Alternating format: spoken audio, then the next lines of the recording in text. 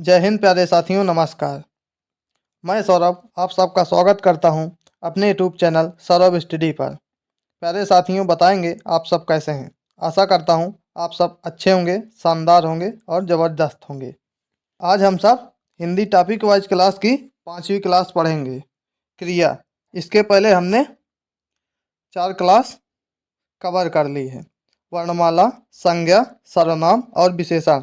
अगर आप सब वह वीडियो ना देखे हों, इस क्लास के डिस्क्रिप्शन में हम कमेंट लिंक प्रोवाइड कर देंगे, आप सब जाकर वह वीडियो ज़रूर देख लीजिएगा।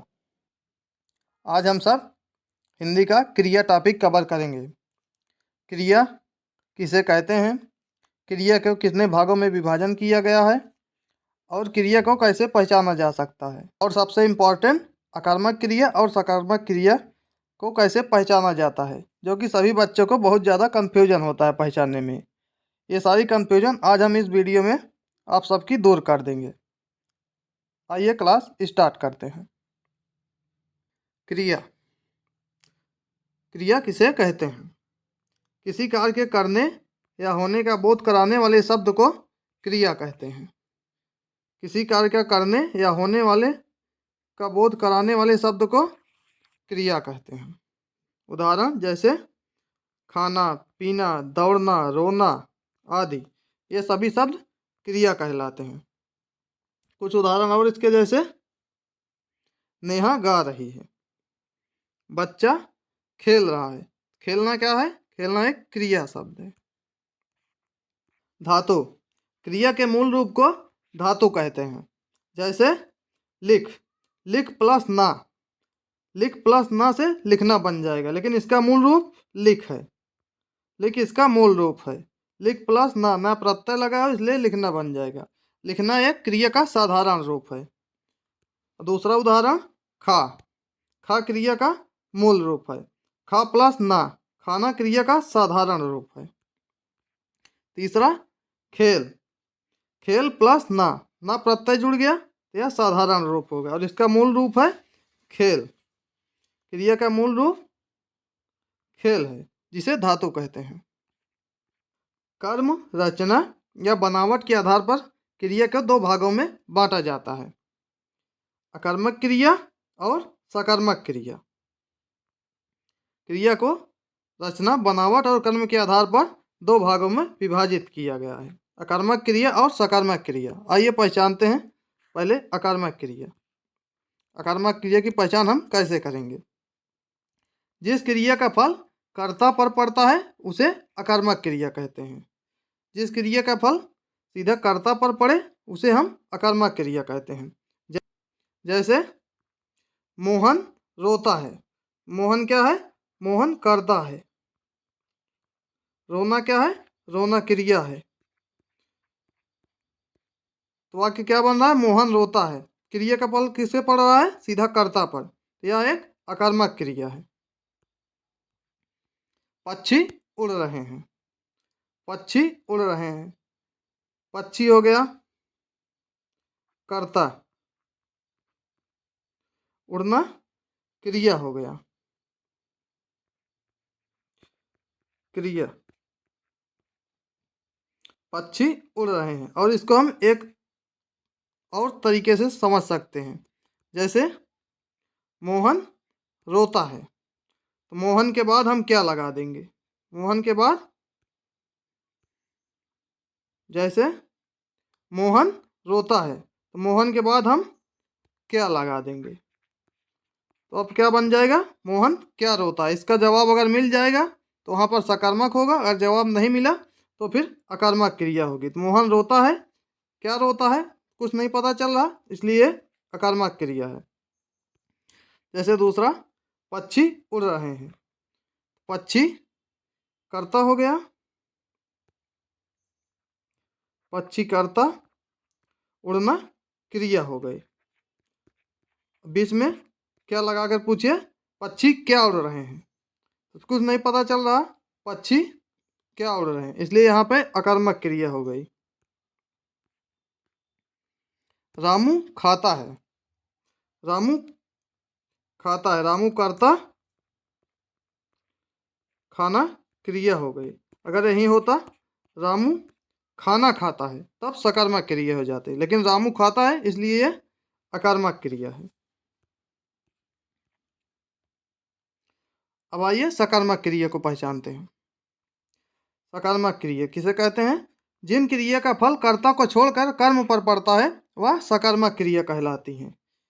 इसमें इसमें क्रिया का फल कर्ता को छोड़कर सीधा कर्म पर पड़ता है, इसलिए यह सकर्मक क्रिया। जैसे विकास पत्र लिखता है, विकास क्या हो गया? विकास कर्ता शब्द है, विकास कर्ता हो गया। पत्र क्या हो गया? पत्र कर्म हो गया। लिखना क्रिया हो गया। तो देखिए क्रिया का फल किस पे पड़ रहा है? विकास पत्र लिखता है। अब बीच में आप क्या लगाइए? विकास क्या लिखता है, क्या का जवाब मिल रहा है? पत्र, इसलिए यह सकर्मक क्रिया है। दूसरा आप देखिए, अरविंद खाना खाता है। अरविंद कर्ता हो गया। अरविंद के बाद क्या लगाइए? कर्ता के बाद क्या लगाइए? उसके बाद पूछिए अरविंद खाता है, अरविंद क्या खाता है, क्या का जवाब मिल रहा है? खाना, इसलिए यह भी सकर्मक क्रिया है। रमन पुस्तक पढ़ता है। रमन क्या है? करता है। पुस्तक कर्म है, पढ़ना क्रिया है। रमन क्या पढ़ता है, क्या का जवाब मिल रहा है? क्या का जवाब? पढ़ पुस्तक मिल रही है, इसलिए यह भी सकर्मक क्रिया है। रमन क्या पढ़ता है? रमन पुस्तक पढ़ता है। प्रयोग के आधार पर क्रिया को 5 भागों में विभाजित किया गया है। प्रयोग के आधार पर क्रिया को कितने भागों में विभाजित किया गया है? 5। और ऊपर हमने कर्म रचना या बनावट के आधार पर 2 भागों में पढ़ा, अकर्मक क्रिया और सकर्मक क्रिया। अब हम प्रयोग के आधार पर क्रिया को पढ़ेंगे। प्रयोग के आधार पर क्रिया 5 भागों में विभाजित किया गया है। प्रेरणार्थक क्रिया, संयुक्त क्रिया, नाम धातु क्रिया, पूर्वकालिक क्रिया और सामान्य क्रिया। प्रेरणार्थक क्रिया को हम पढ़ेंगे। क्रिया के जिस रूप में हमें यह पता चले कि कर्ता कोई काम स्वयं न करके किसी दूसरे को उस कार्य को करने के लिए प्रेरित करता है, वह प्रेरणार्थक क्रिया कहलाती है। अर्थात जैसे कोई अपना काम स्वयं न करके दूसरे को करने को कहे, वह प्रेरणार्थक क्रिया कहलाती है।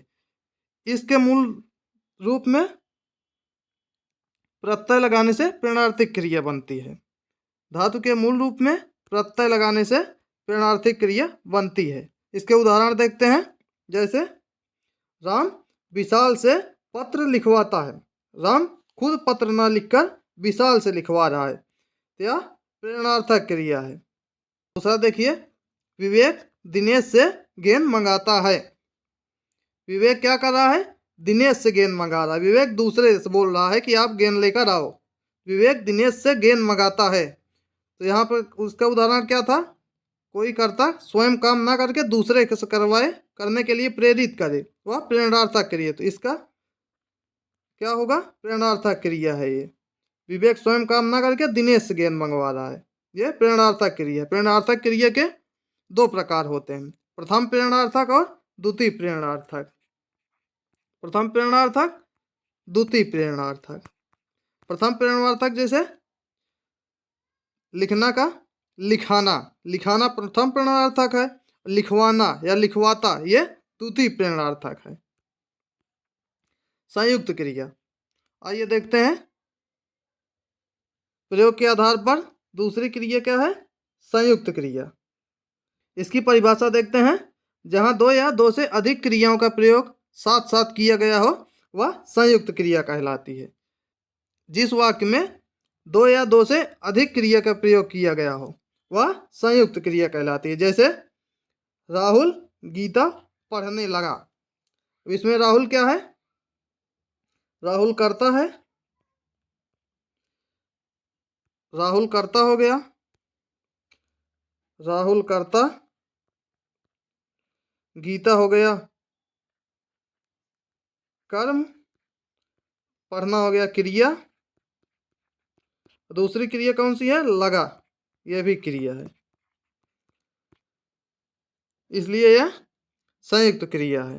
राहुल गीता पढ़ने लगा, इसमें दो क्रिया या फिर इससे भी अधिक हो तो वहां भी संयुक्त क्रिया का प्रयोग प्रयोग के आधार पर। तीसरा भेद है नाम धातु क्रिया। संज्ञा सर्वनाम या विशेषण के शब्दों से बनने वाली क्रिया को नाम धातु क्रिया कहते हैं। यह संज्ञा सर्वनाम और विशेषण शब्दों से बनती है नाम धातु क्रिया। जैसे अपना से अपनाना, अपना क्या है? सर्वनाम शब्द है, सर्वनाम से बना अपनाना, अपना से अपनाना बना, ये नाम धातु क्रिया है। दूसरा देखते हैं हाथ, हाथ से हथियाना, हाथ संज्ञा शब्द है, हाथ से बना हथियाना, ये भी नाम धातु क्रिया है। झूठ, झूठ से झूठलाना, नाम धातु क्रिया है। चौथा पूर्वकालिक क्रिया।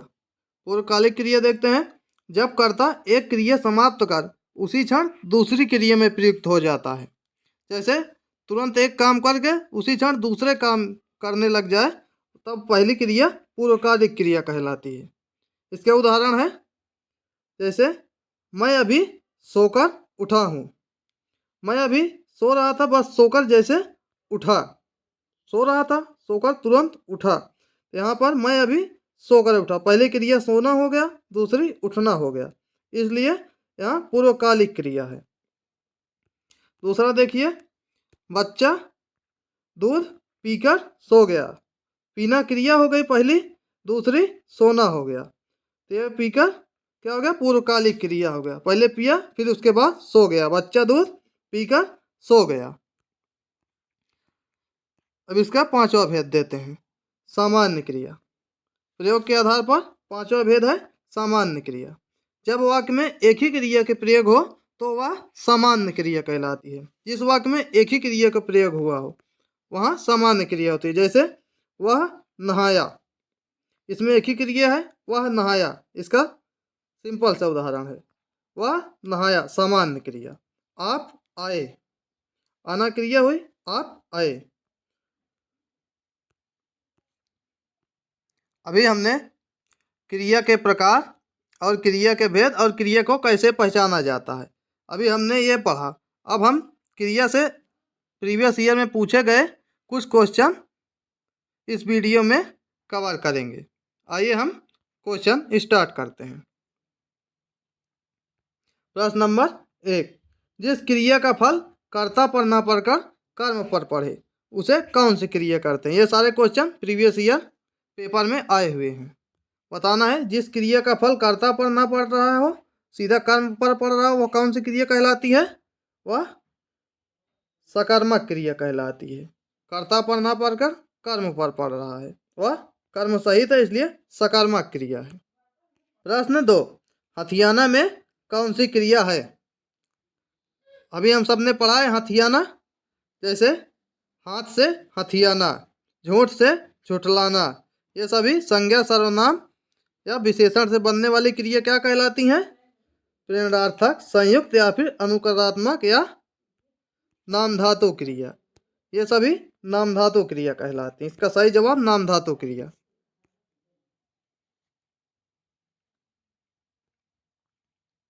निम्न में निरंतरता बोधक संयुक्त क्रिया का उदाहरण बताइए। बताना है जो निरंतर हो रहा है। निरंतरता बोधक मतलब जो निरंतर चल रहा हो। इसमें से बताना है ऐसा क्या है जो निरंतर चल रहा। दे डालो, पानी बरसने लगा, बरसता रहता है, पा लिया। दे डालो निरंतर नहीं चल रहा, पानी बरसने लगा, ये तो अचानक शुरू हुआ। बरसता रहता है मतलब निरंतर चलता रहता है, पानी बरसता रहता है। इसका सही जवाब पानी बरसता रहता है। राम सो रहा है, इस वाक्य में कौन सी क्रिया है? बताना है। राम सो रहा है, राम करता है, सोना क्रिया है, तो राम के बाद आप क्या लगाइए? राम क्या सो रहा? पता चल रहा है? बिल्कुल नहीं पता चल रहा। राम क्या सो रहा, इसलिए यहाँ पे अकर्मक क्रिया है। अगर इसका क्या का जवाब मिल जाए तो सकर्मक क्रिया है। निम्न में प्रेरणार्थक क्रिया है, बताना है प्रेरणार्थक क्रिया कौन सी है? उठाना, चमकना, गिरना या फिर देना। ये प्रथम प्रेरणार्थक है, उठाना। इसका द्वितीय प्रेरणार्थक उठवाना हो जाएगा, उठवाना, ये द्वितीय प्रेरणार्थक हो जाएगा। क्रिया के मूल रूप को क्या कहते हैं? क्रिया के मूल रूप को बताइए, क्या कहते हैं? रूप, शब्द, धातु या फिर पद। क्रिया के मूल रूप को धातु कहते हैं। निम्न में से कौन सी क्रिया है? बताइए कौन सी सकारात्मक क्रिया है? सकारात्मक क्रिया बताइए। लिखना, रूठना, मुस्कुराना या फिर पीना। इसमें से सकारात्मक क्रिया कौन सी है बताना है। सकारात्मक क्रिया लिखना हो जाएगा। रामू पत्र लिखता है, लिख से लिखना बना है, ये सकारात्मक क्रिया है। हथियाना, चिकनाना में किस प्रकार की क्रिया है? हथियाना, चिकनाना, झुठलाना, बतलाना, ये सभी नाम धातु क्रिया है। वह हंस रही है, इस वाक्य में सहायक क्रिया की पहचान कीजिए। वह हंस रही है, सहायक क्रिया बताइए। वह करता है, हंसना क्रिया है, सहायक क्रिया क्या है? सहायक क्रिया है। जागना मूल रूप क्रिया का प्रथम प्रेरणार्थक रूप क्या होगा? जागना का प्रथम प्रेरणार्थक बताना है। जागना का प्रथम प्रेरणार्थक जगवाना, जगाना, जागवाना या फिर जाग। इसका सही जवाब प्रथम प्रेरणार्थक जगाना। द्वितीय प्रेरणार्थक जगवाना। इसका सही जवाब जगाना। प्रथम प्रेरणार्थक, द्वितीय जगवाना। क्रिया कैसा शब्द है बताना है। क्रिया कैसा शब्द है? अविकारी है, विकारी है, विशेषण है या फिर इनमें से कोई नहीं है। क्रिया एक विकारी शब्द है। क्रिया विकारी शब्द है। आज की क्लास का लास्ट क्वेश्चन, प्रश्न नंबर 12। संयुक्त क्रिया के कितने भेद होते हैं? 11, 12, 13 या फिर 14। संयुक्त क्रिया के कुल 11 भेद होते हैं। आप सबको वीडियो कैसे लगी आप सब कमेंट में ज़रूर बताइएगा। इसके पहले हमने 4 क्लास कवर कर ली है। वर्णमाला, संज्ञा, सर्वनाम, विशेषण। उन सब क्लास की लिंक हम इस वीडियो के डिस्क्रिप्शन में प्रोवाइड कर देंगे। आप सब उसको जाकर ज़रूर देख लीजिएगा। हम फिर अगले क्लास में फिर मिलते हैं। अगली क्लास हम कारक की लेकर आएंगे। तब तक के लिए जय हिंद, जय भारत।